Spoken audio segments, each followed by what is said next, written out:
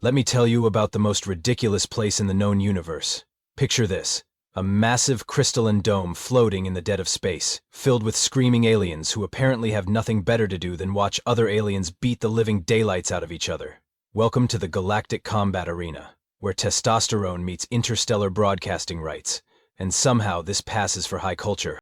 The arena itself was a marvel of engineering, assuming you find watching sentient beings pummel each other marvelous. Holographic advertisements floated around the perimeter, hawking everything from plasma rifles to something called Zorbak's tentacle polish. The crowd was a who's who of galactic species, each more bizarre than the last. You had the slug-like gastropods leaving slime trails on their seats, the crystalline quartzoids that clinked like wind chimes when they got excited, and the ever-popular tentacled ones, who nobody could pronounce the name of, so everyone just called them Ted. At the center of this cosmic circus stood the current champion, and oh boy was he a piece of work. Meet Krelvok the Bone Crusher, a 7-foot-tall walking nightmare who looked like someone had crossed a rhino with a very angry filing cabinet. His exoskeleton gleamed under the arena lights, covered in what appeared to be actual bone fragments from his previous opponents. Charming decorating choice, really.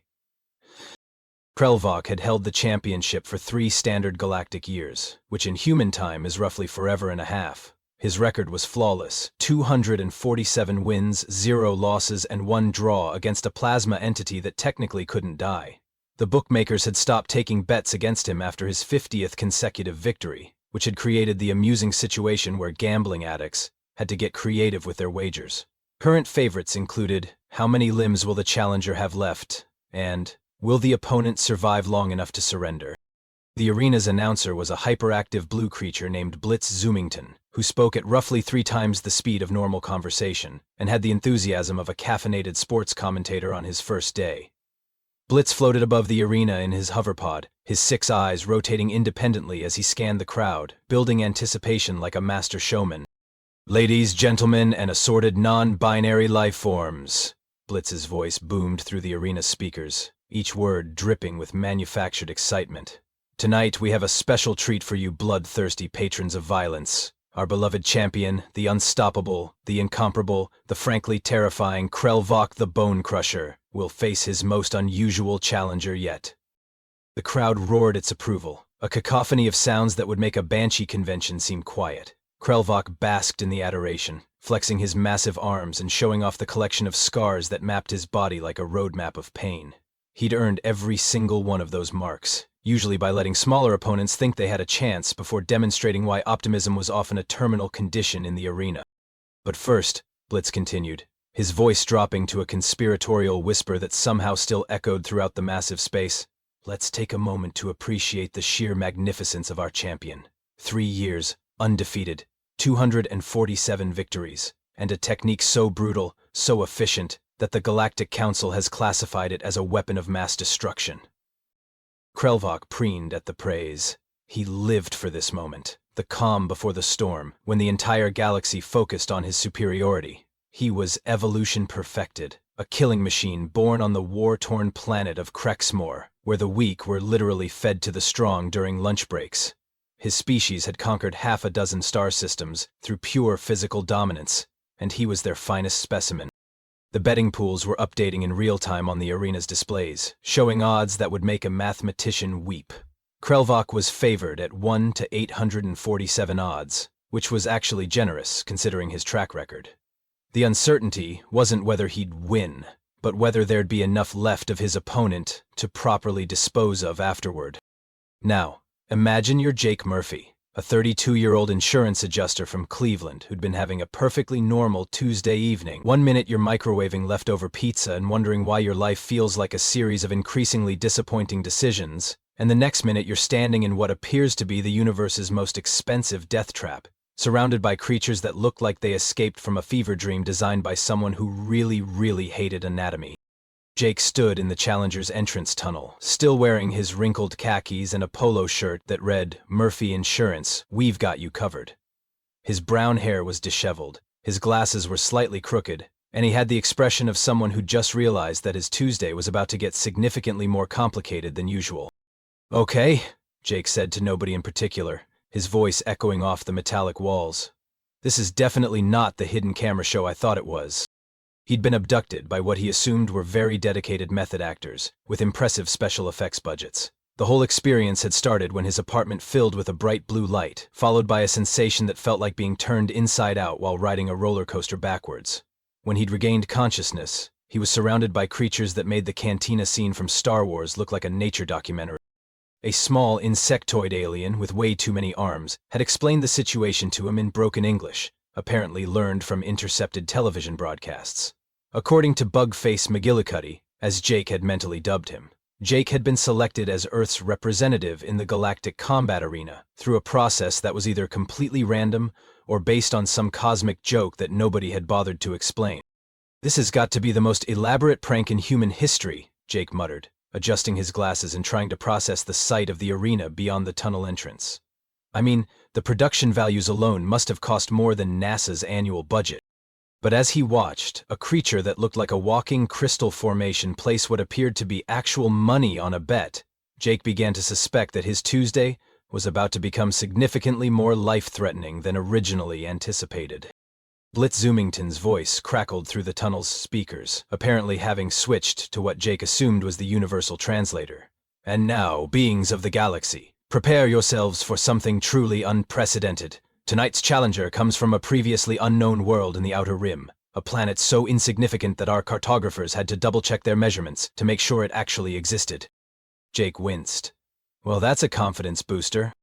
"Ladies and gentlemen," Blitz continued, his excitement building to potentially dangerous levels, "I present to you the challenger from the third planet of the Sol system, a species that calls itself human." The crowd's reaction was immediate and thoroughly demoralizing. Laughter echoed throughout the arena, not the nervous kind you hear before a potentially dangerous fight, but the genuine, knee-slapping variety reserved for particularly amusing jokes. Several species began making what Jake assumed were derogatory comments in their native languages, though the universal translator helpfully converted them into phrases like pink weakling and soft meat creature. Krelvok's massive frame shook with amusement as he examined his opponent through the arena's viewing screens. This pathetic creature looked like it had been designed by committee, with no natural weapons, no armor, and limbs so thin they might snap if he looked at them too hard. The human's skin was a disturbingly soft pink color, and it appeared to be covered in some form of artificial hide, rather than proper scales or exoskeleton. "This is their champion?" Krelvok rumbled, his voice carrying across the arena. "I've seen more threatening appetizers." The betting odds shifted dramatically, moving from 1 to 847. To 1 to 2,847 faster than you could say financial ruin. Several bookmakers actually stopped taking bets altogether, concerned that the fight might end before Jake could technically enter the arena proper. Jake stepped out of the tunnel and immediately regretted every life decision that had led to this moment. The arena was even more impressive from the inside, and by impressive, he meant absolutely terrifying. The crowd's laughter grew louder as they got their first good look at Earth's representative, who looked about as threatening as a wet paper towel.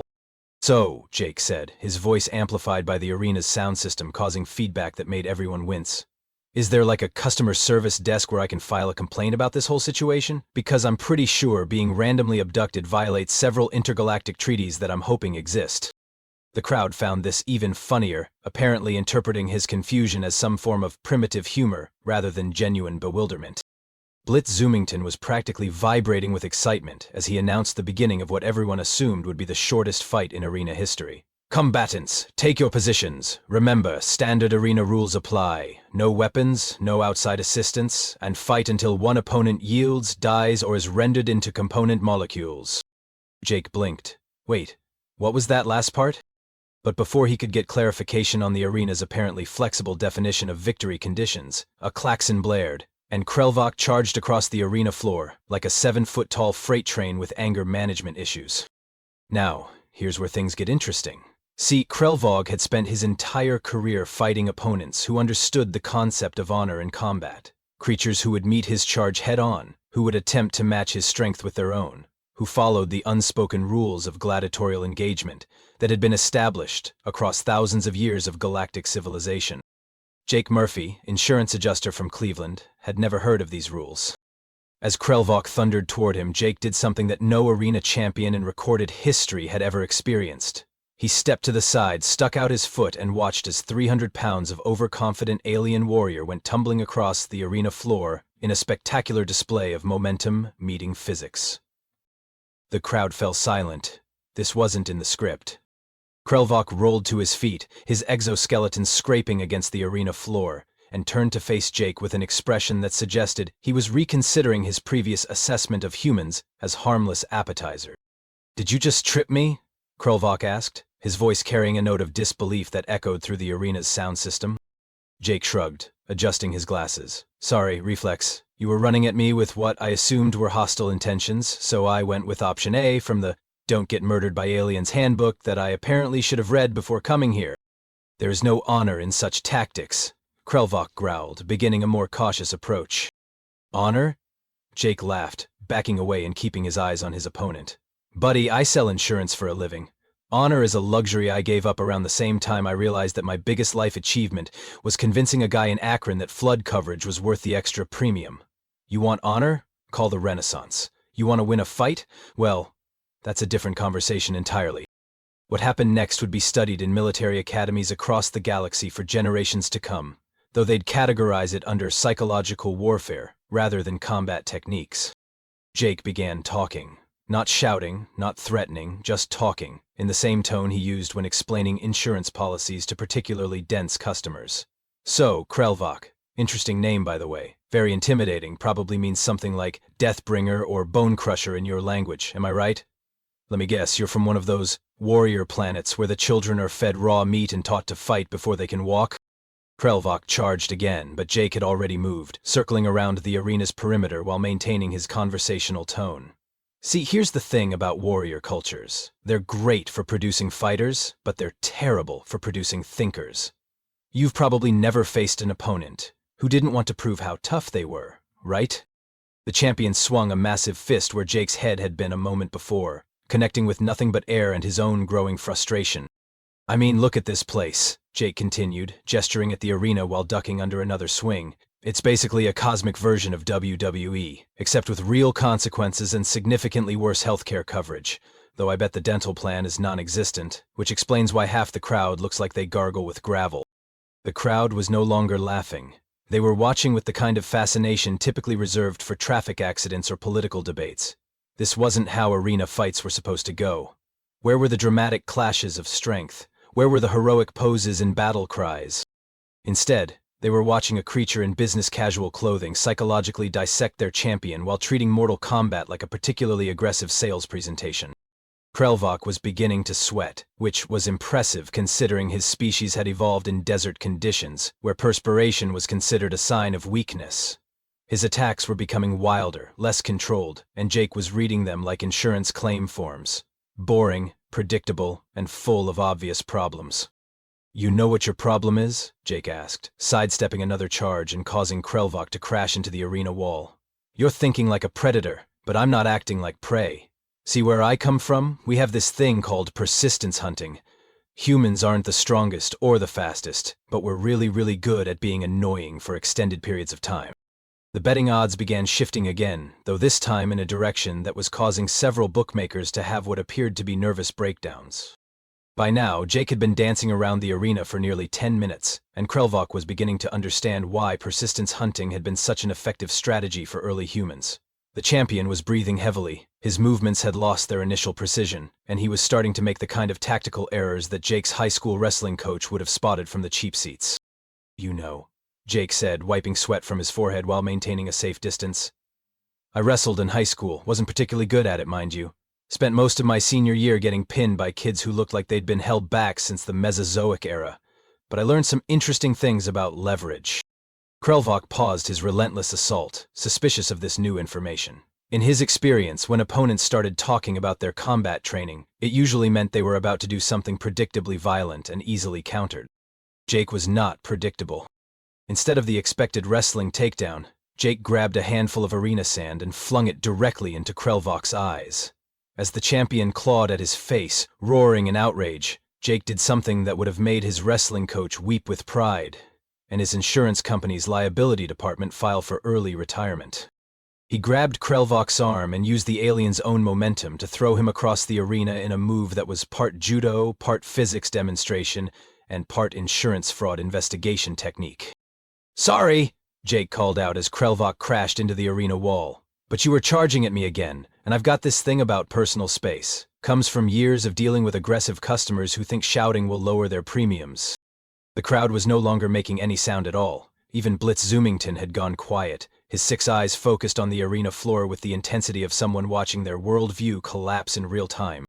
Krelvok struggled to his feet, his exoskeleton cracked in several places, and for the first time in his professional career he was looking at his opponent with something approaching respect. This creature wasn't just surviving, it was winning through a combination of techniques that violated every principle of honorable combat he'd ever learned. "What manner of warrior are you?" Krelvok demanded, circling more cautiously now. Jake laughed, the sound echoing through the silent arena. "Warrior? I'm not a warrior. I'm middle management with a mortgage and a car payment. But I'm from a planet where everything is actively trying to kill us, so we got really good at not dying." "Impossible.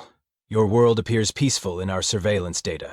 "Peaceful?" Jake's voice rose in genuine amusement. "Buddy, we've got spiders that can kill you with one bite, weather patterns that can level cities, and microscopic organisms that turn your organs into soup. We live on a planet where the ground randomly opens up and swallows buildings, where frozen water falls from the sky hard enough to dent cars, and where we've somehow convinced ourselves that getting into metal boxes and hurtling down roads at 70 miles per hour is a reasonable form of transportation." As he spoke, Jake was moving again, but this time with purpose. He'd been studying Krelvok's movement patterns, and he'd noticed something interesting. The champion favored his left side, probably due to an old injury, and his recovery time after missing a swing was consistently 3 seconds.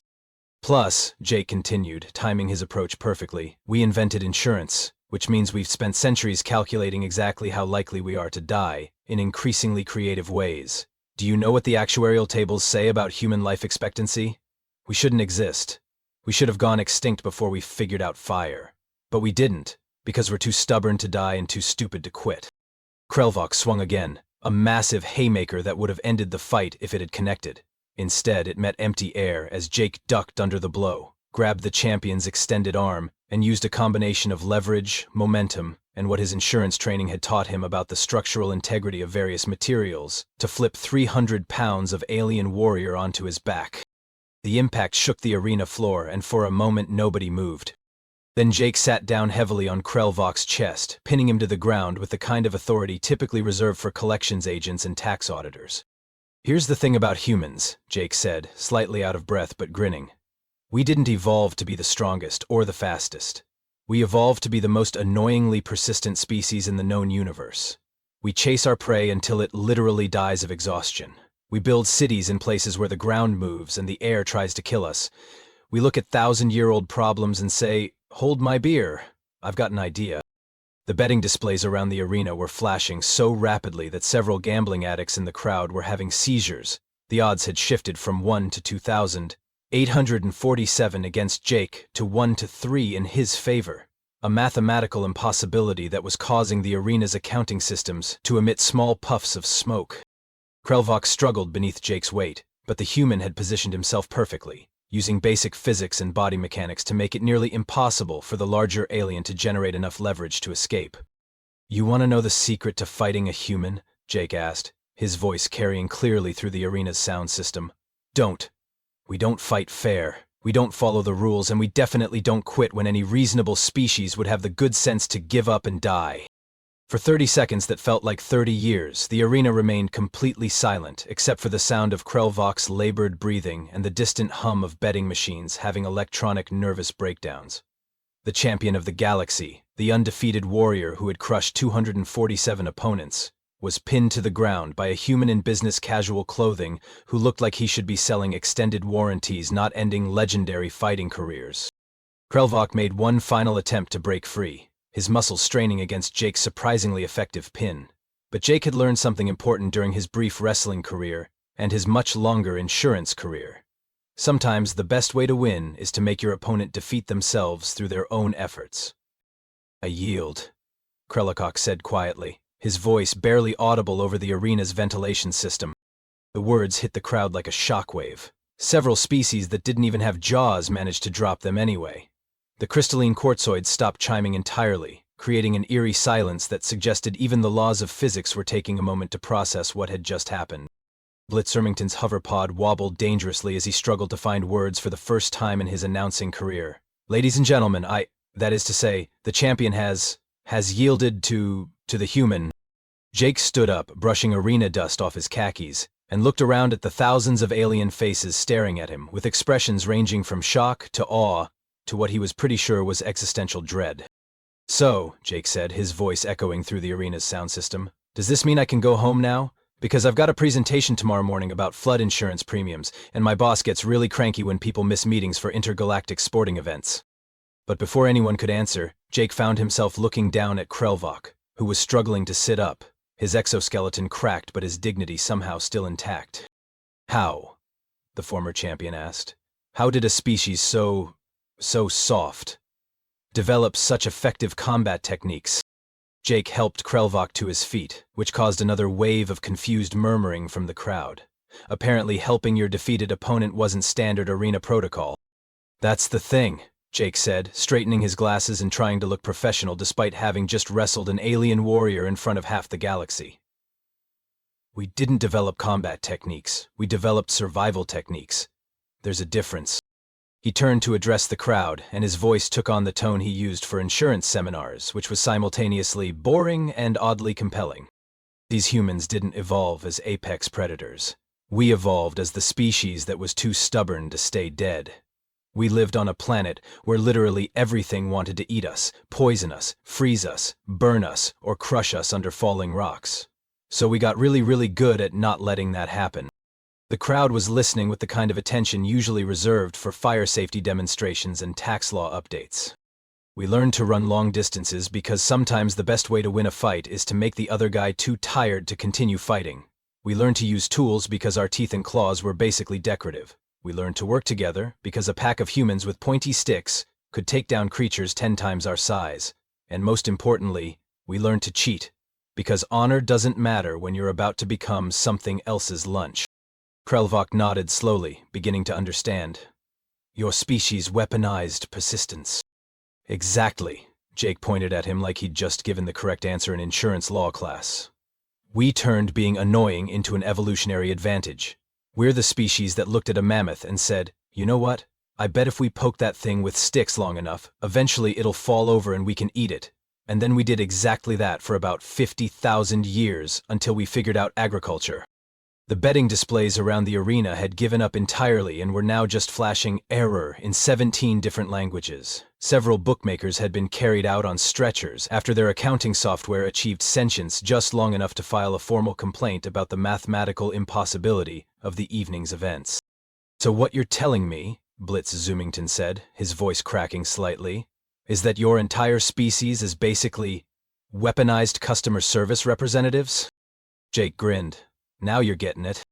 The aftermath of Jake's victory played out like the universe's most expensive therapy session, with thousands of alien spectators collectively questioning everything they thought they knew about combat, evolution, and the fundamental nature of strength itself. Several species had already begun taking notes, apparently planning to revise their military training programs to include modules on advanced annoyance tactics and weaponized persistence theory. Krelvok stood beside Jake in the center of the arena, his cracked exoskeleton catching the light as he processed what had just happened to his previously unshakable worldview. The former champion looked like someone who'd just discovered that his entire understanding of physics had been based on a particularly elaborate practical joke. "I have fought warriors from the volcanic death worlds of Pyros," Krelvok said slowly, his voice carrying the weight of genuine confusion. "I have defeated the crystal and blade dancers of Shard Prime, creatures born with weapons literally growing from their bodies. I have crushed the armored tank beasts of the Omega Sector, being so heavily protected that plasma cannons barely scratch their hides." He paused, looking at Jake with something that might have been respect or might have been the 1,000-yard stare of someone whose entire career had just been ended by a man in khakis. "But you," Krelvok continued, "you fight like nothing I have ever encountered. Tell me, human Jake Murphy of the insurance adjustments, are all creatures from your world so relentlessly irritating in combat?" And there it was, The question that would become legend across the galaxy, repeated in military academies and bar fights for generations to come. Jake scratched his head, considering the question with the same serious attention he usually reserved for calculating flood damage estimates. Well, that depends on what you mean by irritating. I mean, compared to some Earth creatures, I'm basically a pacifist. The crowd leaned forward collectively, sensing that they were about to learn something important about this mysterious death world that had produced such an unexpectedly effective warrior. See, there's this animal on Earth called a honey badger, Jake began, warming to his subject like an insurance agent who'd found the perfect policy for a high-risk client. Now, honey badgers are about the size of a small dog, maybe 30 pounds soaking wet. By any reasonable measure, they should be prey animals. They're not particularly fast, they're not particularly big, and they don't have any natural weapons that would impress anyone in this arena. Blitz Zoomington's hoverpod drifted closer, his 6 eyes focused intently on Jake's words. This was clearly going somewhere, and his announcer instincts were telling him it was going to be either hilarious or terrifying, possibly both. But honey badgers, Jake continued, have never read the manual on being prey animals. They look at lions, leopards, venomous snakes, and entire beehives full of angry insects, and their reaction is basically, I wonder if those taste good. They've been filmed breaking into beehives, getting stung hundreds of times, passing out from the venom, waking up and immediately going back to eating honey while the bees are still stinging them. Several species in the crowd made sounds that suggested they were reconsidering their understanding of the food chain. Might fight off packs of wild dogs, climb trees to steal eagle eggs while the eagles are trying to claw their eyes out, and have been known to castrate buffalo for no apparent reason other than they were in a bad mood that day. Scientists have literally observed honey badgers backing down leopards through sheer audacity, and what can only be described as weaponized bad attitude. Krelvok's expression was evolving from confusion to what looked suspiciously like existential horror. You are saying that on your world there are creatures smaller than you that fight like you fought me? Oh, honey badgers are just the beginning, Jake laughed, getting into the spirit of his impromptu nature documentary. We've got geese that will attack anything that comes near their territory, including cars, humans, and other geese. We have cats that weigh 8 pounds and think they can take on creatures 50 times their size, and honestly, they're usually right. We've got octopi that solve puzzles for fun and hold grudges against individual humans for years. The arena had gone completely quiet except for the sound of several species frantically taking notes and what sounded like someone having a panic attack in the upper bleachers. But the really crazy part, Jake continued, clearly enjoying himself now, is that humans looked at all these creatures and said, you know what? Those would make great pets. We domesticated wolves into dogs, then bred them into shapes that shouldn't be able to survive, and now we let them sleep on our beds? We brought cats into our homes despite the fact that they're basically tiny serial killers with excellent PR departments. We keep honey badgers in zoos and wonder why they keep escaping. Your entire planet, Krelvok said slowly, is populated by creatures that fight like you. Pretty much, Jake nodded. And we all evolved together, which means we've been in an arms race with honey badgers, angry geese, and everything else for millions of years. Is it any wonder we got good at not dying? The silence that followed was broken by what sounded like several civilizations simultaneously updating their threat assessment protocols. Blitz Zoomington finally found his voice. Ladies and gentlemen, I think we can all agree that tonight has been educational. Let's give another round of applause to our new champion, Jake Murphy, and to Krelvok for showing us that sometimes the greatest victory is learning something new about the universe. The crowd erupted in applause that was equal parts appreciation and nervous relief. Several species were already placing calls to their homeworlds, probably to update their Do Not Invade lists to include a small blue-green planet in the Sol system. As Jake waved to the crowd, still looking slightly bewildered by the entire experience, Krelvok approached him with the kind of respect usually reserved for natural disasters and tax auditors. Jake Murphy of Earth, the former champion said formally, would you be willing to teach others about these human combat techniques? Jake considered this, adjusting his glasses and thinking about his mortgage payments.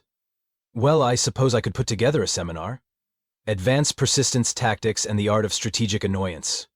I've got experience in corporate training, and honestly, this can't be much different from teaching insurance agents how to handle difficult customers.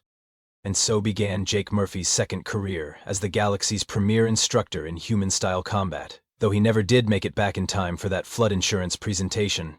His boss was initially upset about the absence, right up until Jake started sending home his earnings from what became known as the Murphy method of combat training. As for Krelvok, he became Jake's first student, and eventually his business partner, helping to establish the first human combat academy on the neutral station of Proxima 7. Their slogan, printed in 17 languages on promotional materials throughout the galaxy, read, "Murphy and Associates, teaching the galaxy to fight dirty since last Tuesday." The honey badger, meanwhile, remained blissfully unaware that it had become the galaxy's new standard for measuring combat effectiveness, though several xenobiologists had quietly added Earth to their list of worlds too dangerous for field research. And Jake? Well, Jake finally found a job where his natural talent for dealing with difficult customers was properly appreciated, even if the customers were now 7-foot-tall alien warriors instead of angry drivers with fender benders. Some days, he reflected, Tuesday evenings could really surprise you.